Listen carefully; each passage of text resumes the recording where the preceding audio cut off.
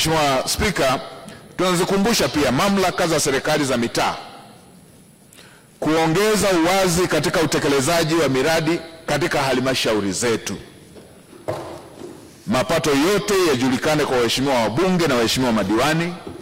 Masuala ya mapato na fedha za miradi ya maendeleo isiwe siri kila wakati.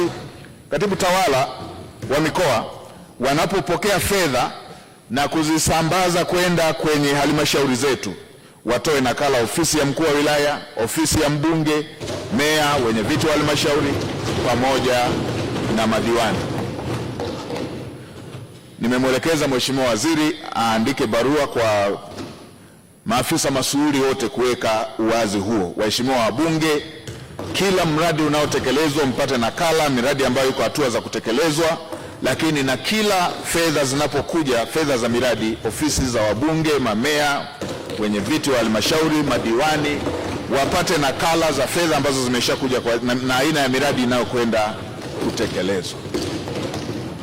Mheshimiwa Spika, katika kuongeza uwazi pia nimeelekeza ratiba za vikao vya baraza la madiwani zizingatie ratiba ya vikao vya bunge.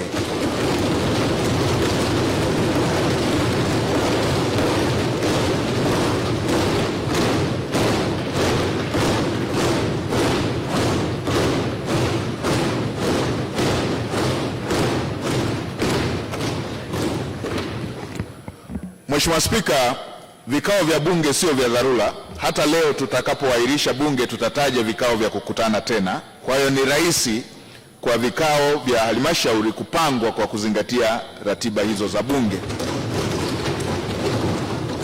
Na Mheshimiwa Spika, kulikuwa na maana wabunge kuwa wajumbe wa vikao vya mabaraza ya madiwani. Tusitumie mazoea ya kuwatoa wabunge kwenye vikao hivyo vya halmashauri.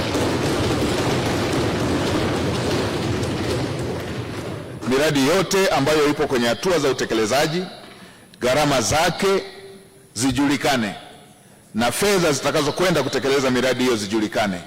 Lengo la kuweka uwazi huu ni kuweza kuwasaidia wabunge pamoja na wawakilishi wengine kuweza kufuatilia utekelezaji wake, thamani ya fedha na hali halisi ya utekelezaji wa miradi, ili waweze kuishauri na kuisimamia serikali vizuri.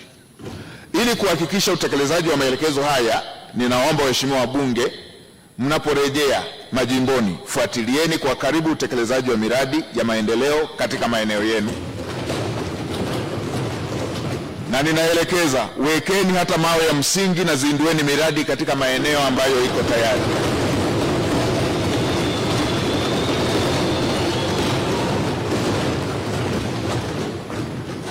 Vilevile hakikisheni mnapata taarifa za utekelezaji wa kila mradi na maeneo ambayo mnashauri tutumie fursa zote zilizopo katika maeneo hayo.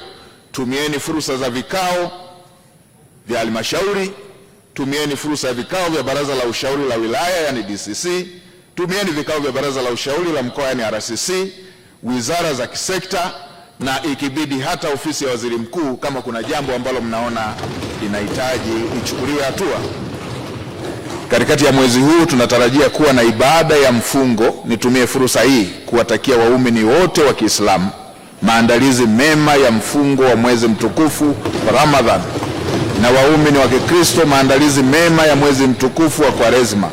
Kwa kuwa hizo zote ni ibada muhimu kwa waumini wa madhehebu hayo ya dini, nitoe rai kwa wafanyabiashara kutokupandisha bei kwa kutumia kipindi hicho muhimu cha ibada.